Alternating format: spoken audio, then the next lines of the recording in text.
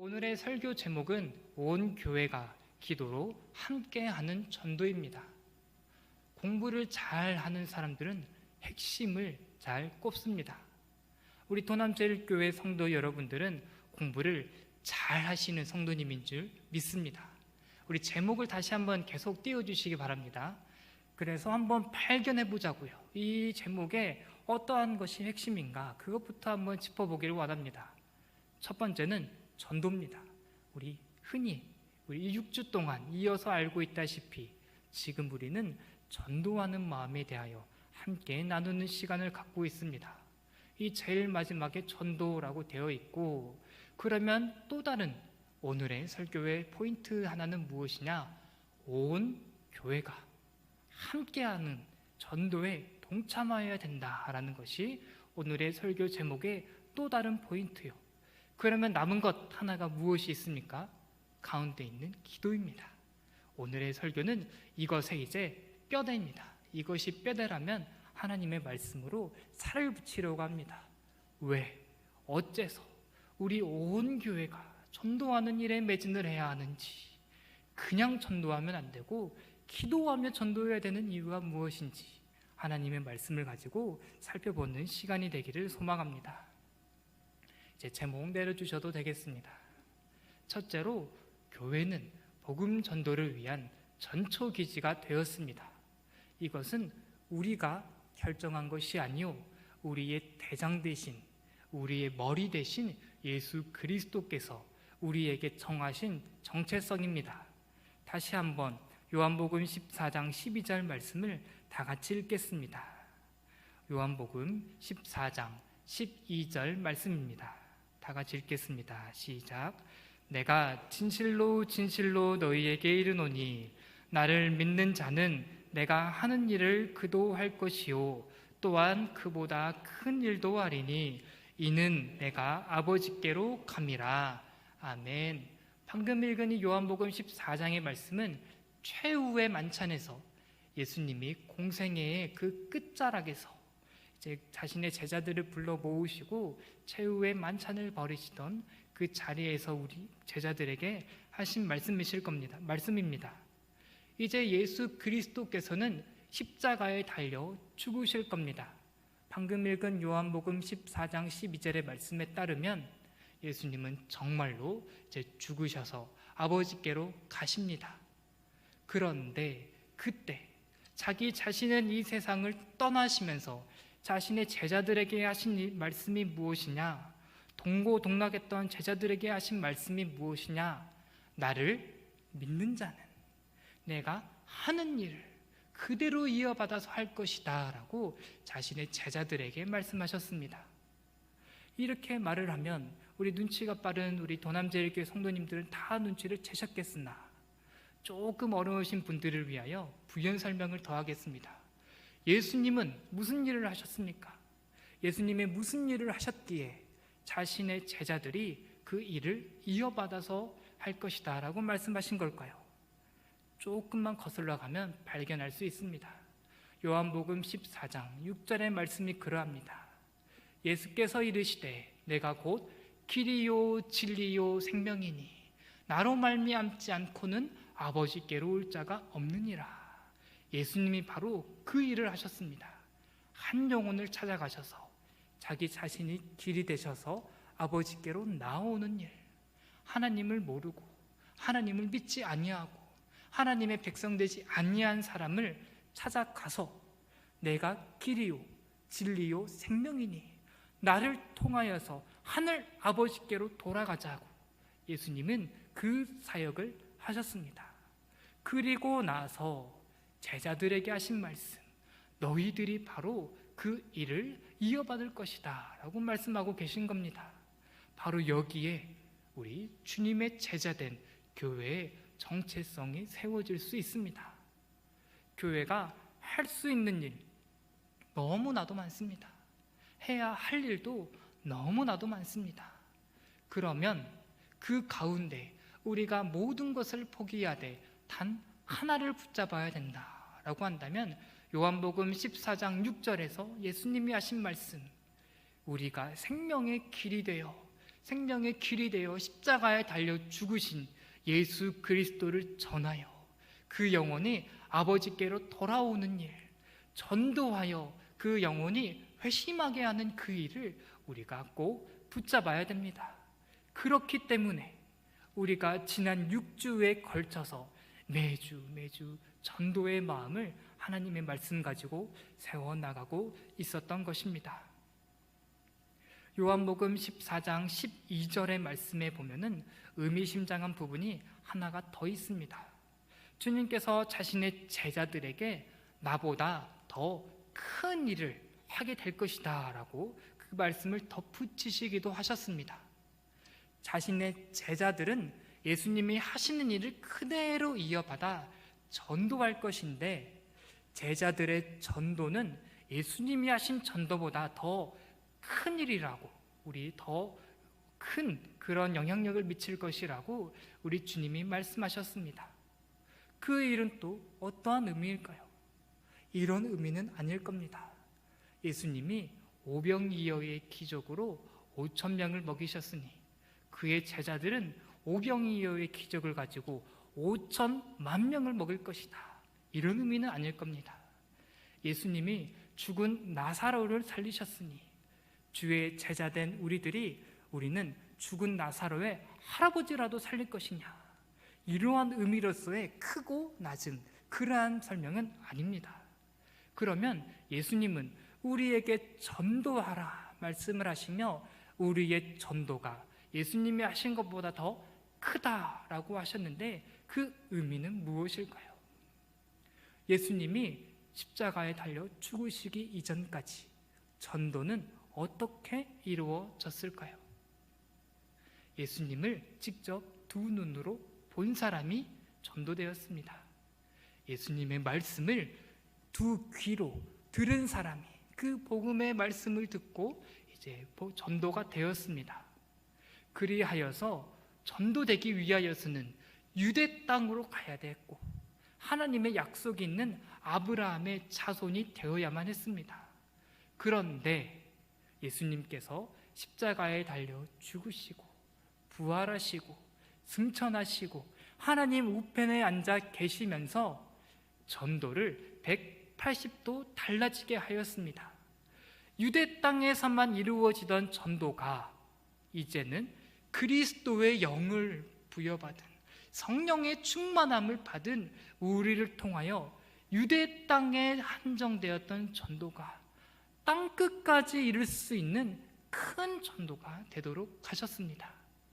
두 귀를, 두 눈으로, 두 귀가 더 이상 필요가 없어졌습니다. 우리는 하나님의 성령의 충만하심을 가지고 주의 그리스도의 복음을 전하는 큰 일, 유대인들을 넘어서서 온 세상을, 유대 땅을 넘어서서 온 땅을 향하여 나아가는 전도의 사명을 예수님께서 그의 제자된 교회들에게 맡기고 계십니다. 요한복음 14장의 이야기만 가지고 전도를 이야기하면 근거가 너무나도 희박하다라는 평가를 받을 것 같아서 베드로전서 2장 9절 말씀도 준비하였습니다. 온 교회가 복음 전파하는 그 일에 매진해야 되는 또 다른 하나님의 가르침입니다. 우리 베드로전서 2장 9절 말씀도 우리 다 같이 읽겠습니다. 시작. 그러나 너희는 택하신 족속이요 왕 같은 제사장들이요 거룩한 나라요 그의 소유가 된 백성이니 이는 너희를 어두운 데서 불러내어 그의 기이한 빛에 들어가게 하신 이의 아름다운 덕을 선포하게 하려 하심이라. 아멘. 흔히 들었던 말씀, 너무나도 익숙한 말씀입니다. 그런데 이 말씀을 볼 때 우리는 이 베드로전서 2장 9절에서 앞부분의 말씀에 너무 은혜를 많이 받았습니다. 우리는 택하신 족속이요 왕같은 제사장이요 그의 소유가 된 백성이니 라는 이 말씀에 우리가 너무나도 큰 은혜를 받아버린 나머지 거기서 말씀을 끊어버렸습니다. 그런데 하나님이 말씀을 거기에서 안 끊었는데 우리가 끊은 것은 죄가 됩니다. 하나님은 그 뒤에 하실 말씀이 더 있었어요. 우리를 왕같은 제사장으로 삼은 이유가 있다. 너희를 택한 이유가 있다. 거룩한 나라로 삼은 목표가 있다라고 하시는데, 베드로전서 2장 9절의 말씀 뒷부분이 하는 말씀이 무엇이냐? 너희를 어두운 데서, 죽음에서, 사망에서 건져내신 하나님의 구원의 은혜를, 그 빛 되신 하나님의 은혜를 선포하게 하려 함이라. 아멘. 우리는 바로 이 말씀에 부르심을 받은 존재들입니다. 우리는 우리 마음대로 전도하는 사람들이 아닙니다. 내가 하고 싶어서 전도하기 그 이전에 요한복음 14장에서 주님이 내가 할 일, 내가 하던 전도를 이어받은 존재들이라고 하나님의 말씀이 우리에게 말을 하고 있고, 베드로전서 2장 9절의 말씀처럼 어두운 데서부터 빛으로 건짐을 받았으니 빛으로 건져내신 그 구원의 하나님의 덕을 널리 널리 선포하라 라는 그 말씀을 받은 존재들이 바로 우리 교회들입니다. 그러므로 우리 온 교회는 전도하는 교회가 되어지기를 주님의 이름으로 축복합니다.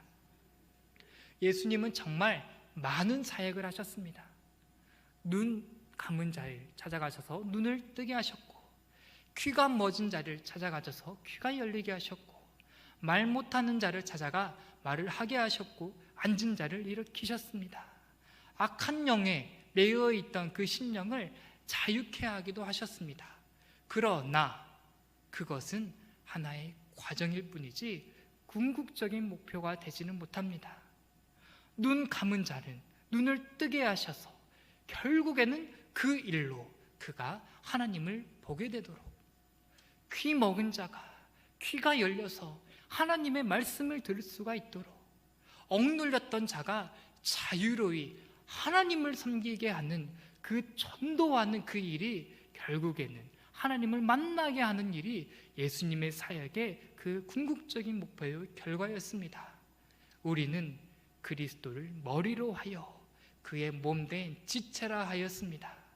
우리 주님께서 하신 일이 한 영혼을 찾아가 하나님께로 되돌이키는 일, 그 심령을 회복시키는 일이었다면, 우리 머리가 그 일을 하였다면 그의 손과 발된 우리 교회는 마땅히 한 영혼 한 영혼을 찾아가 전도하는 일에 매진하는 것이 너무나도 마땅하다라고 말씀으로 우리가 전도의 마음을 세워나갈 수가 있습니다. 우리 도남제일교회 성도 여러분, 우리 교회가 전도하는 교회가 되어지기를 원합니다. 다른 데에서는 말이 많을 수가 있어요. 그런데 전도하는 일에서는 만장일치가 되었으면 좋겠습니다.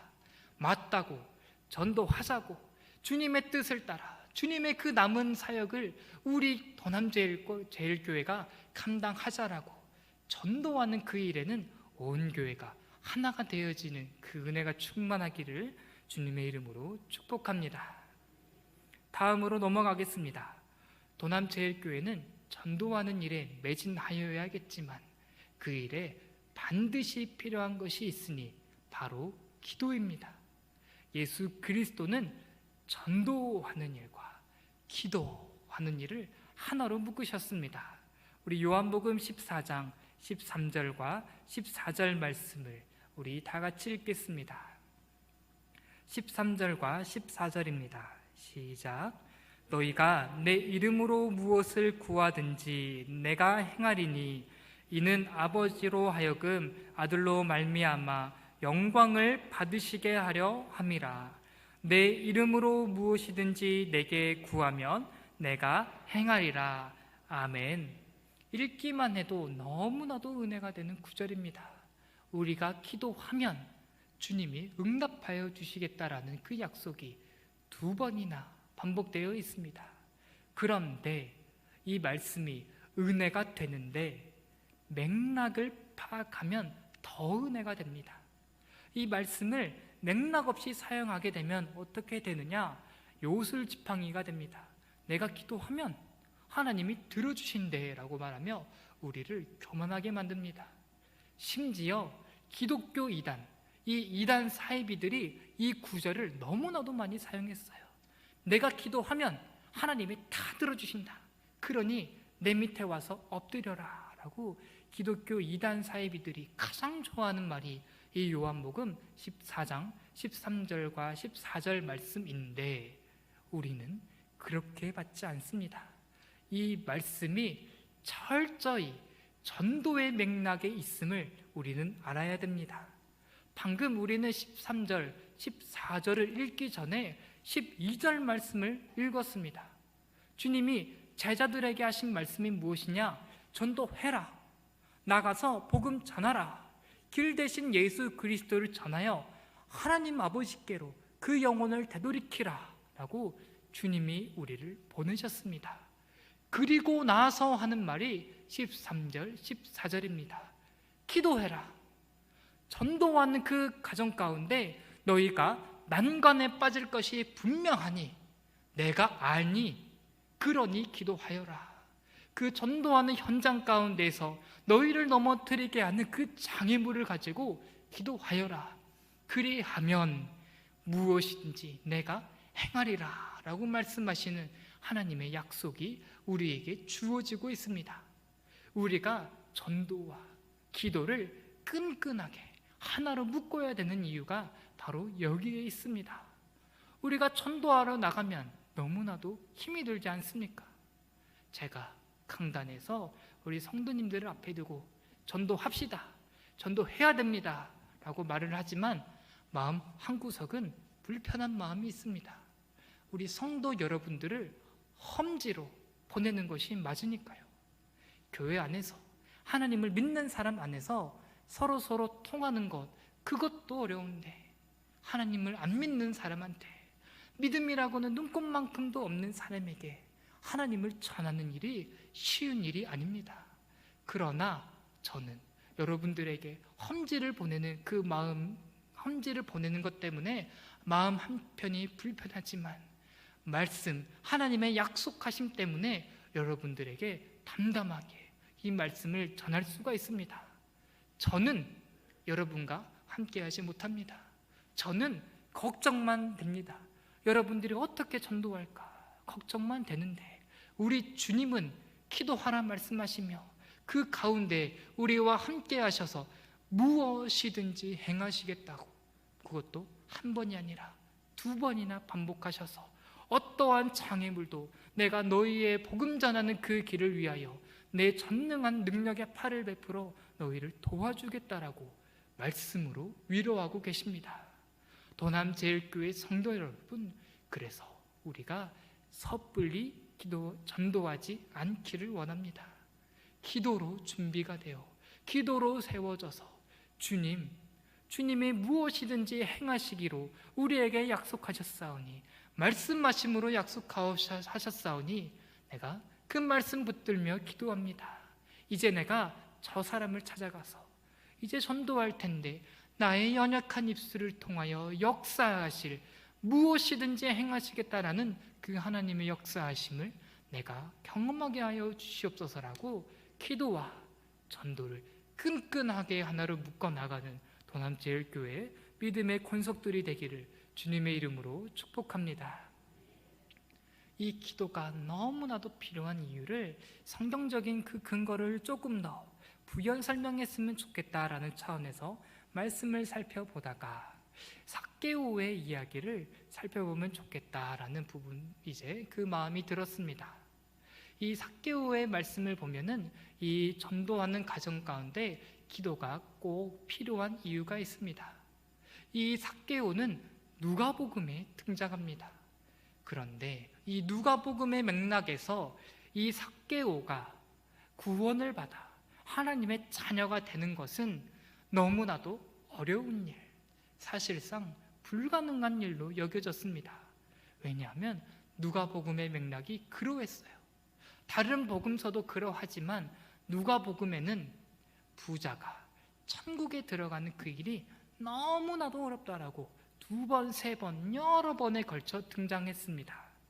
누가복음 16장의 말씀을 보면은 예수님이 이렇게 말씀을 하셨습니다. 돈과 하나님을 겸하여 섬길 수가 없느니라. 완전히 부자를 저격하신 거죠.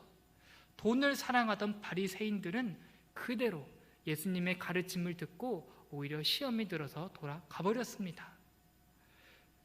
여기에 못을 박는 구절이 하나 더 있습니다. 부자 청년이 예수께 나와왔습니다.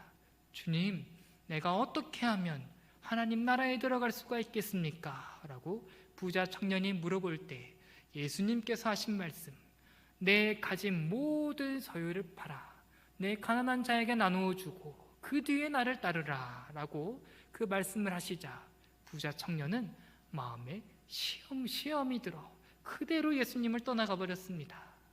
그 이후에 누가복음 21장과 22절의 말씀을 보면 이 부자들은 가난한 과부의 두렙돈을 삼켜서 성전 짓기에나 열을 내던 악질 중에 악질로 묘사되는 그 흐름이, 부자는 하나님을 믿는 것이 너무나도 어렵다라는 이 흐름이 누가복음의 말씀에 있었습니다.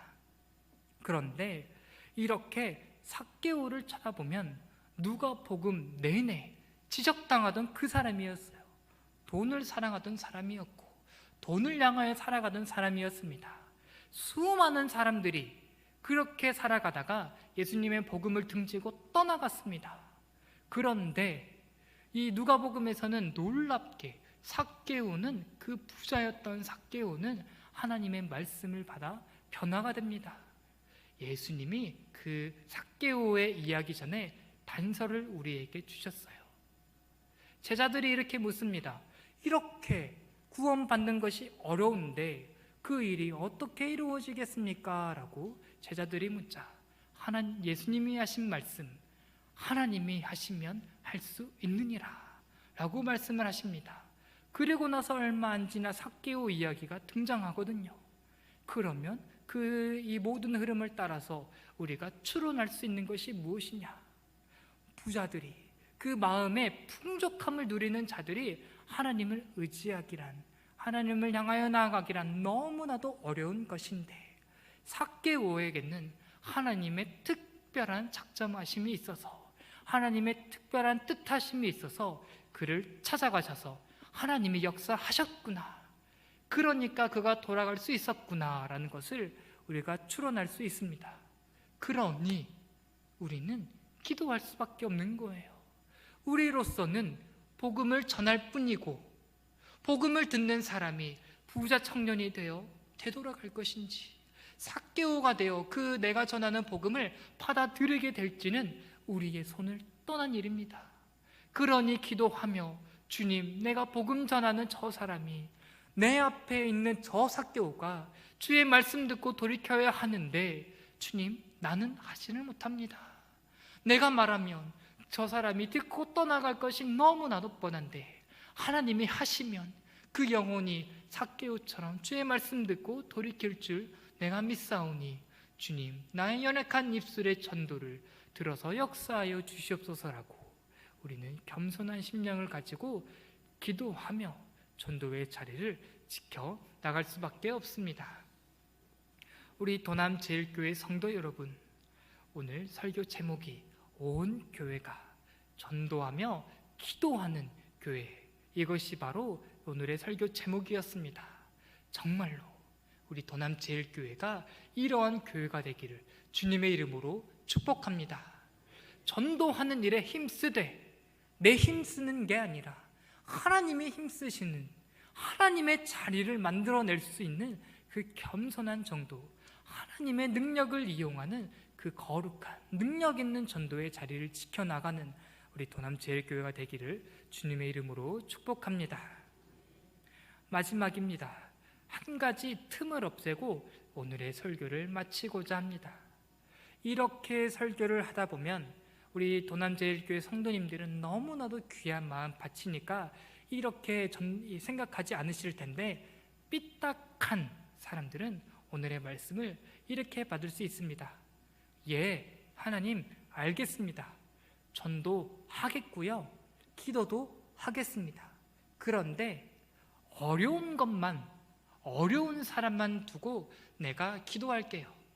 저 사람은 딱 봐도 쉽네요. 이런 사람은 내가 기도 안 하겠습니다. 저 사람은 너무나도 쉬워요. 이렇게 하면 복음 들을 것 같고, 저렇게 하면 하나님 앞으로 나아올 것 같으니 그 사람은 내가 기도하지 않겠습니다 라는 이 선택적인 기도의 틈이 있습니다. 그러나 이것은 참된 기도가 아닙니다. 쉬운 것은 내가 하고 어려운 것은 하나님께 하십시오 라는 이 태도는 오히려 하나님의 전능하신 능력을 욕보이는 것 뿐입니다. 그렇다면 전도하는 과정 중에 우리는 어떤 기도를 해야 되느냐, 쉽느냐 어렵느냐 그 상황 판단하는 것 자체가 우리의 교만이요 오만함이요, 주님 모든 상황을, 모든 사람을 우리가 대할 때 주님 역사하여 주시옵소서라고 내 자리는 모두 치워버리고 하나님의 자리로 충만하도록 기도하는 것이 우리의 전도의 기도가 되어져야 합니다. 조셉 얼라인이란 청교도 저술가가 이런 말을 했습니다. 책을 읽어가다가 지나가는 글귀였는데 마음에 꼭 들어온 구절이라 잠시 나누고자 합니다. 이 조셉 얼라인이 이제 이런 말을 했어요. 내가, 그러니까 책을 쓴 사람이죠. 내가 내 말로 회심하지 않은 자, 하나님을 믿지 않는 자를 하나님을 믿게 하도록, 회심하게 하도록 하는 것은 불가능하다.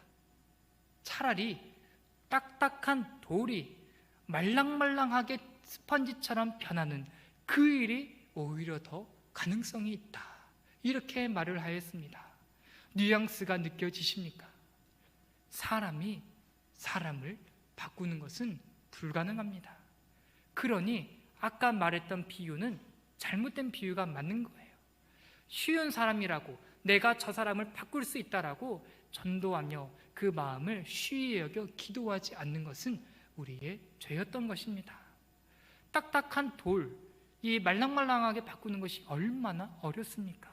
그런데 그것보다 10배는 100배는 1000배는 더 어려운 것이 내 말로 그 사람이 하나님을 믿어 회심하게 하는 일이라고, 그것이 우리의 믿음의 선조들의 고백이요 성경의 가르침임을 우리는 믿고 따르고 있습니다.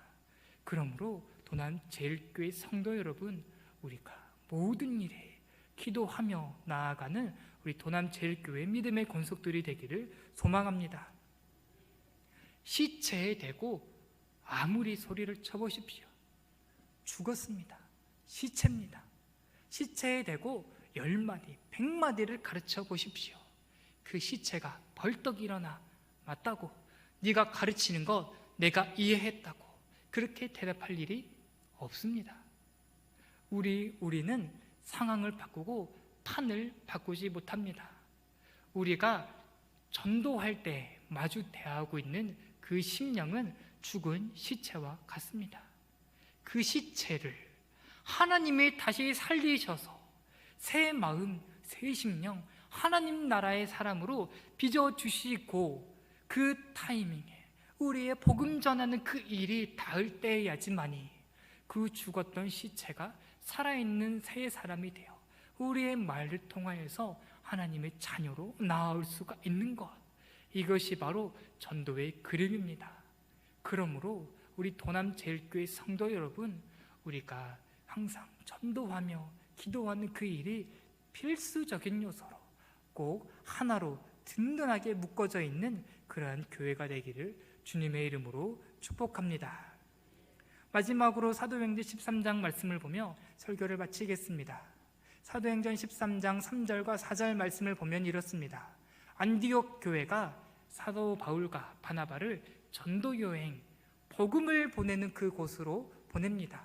그런데 그때 13장 3절 말씀이 가르쳐주고 있는 것이 무엇이냐? 그들이 금식하여 기도하였다라고 하고 있습니다. 그들의 전도가 시작되기 이전부터 그 모든 일을 하나님의 맡기심에 맡겨드리는, 역사하심에 맡겨드리는 그러한 태도를 보여줍니다. 4절의 말씀, 그리하여서 기도로 충만하여 하나님의 마음이 충만하여 나아간 사도 바울과 바나바는 성령의 보내심을 받아서 나간 자들이다라고 성경이 가르쳐주고 있습니다. 우리 도남제일교회가 앞으로 3월 19일이 될 때까지 전도 대상자를 향하여 나아가는데 사도행전 13장 처음 말씀이 그대로 우리에게 적용되어지기를 원합니다. 금식하며 기도하는 것, 시험부터 마지막까지 그 모든 순간에 주님께 의탁하는 것, 그리하여서 성령의 보내심을 받아 하나님이 작정하신 그 영혼을 돌이키기로 나아가는 우리 도남제일교회가 되기를 주님의 이름으로 축복합니다.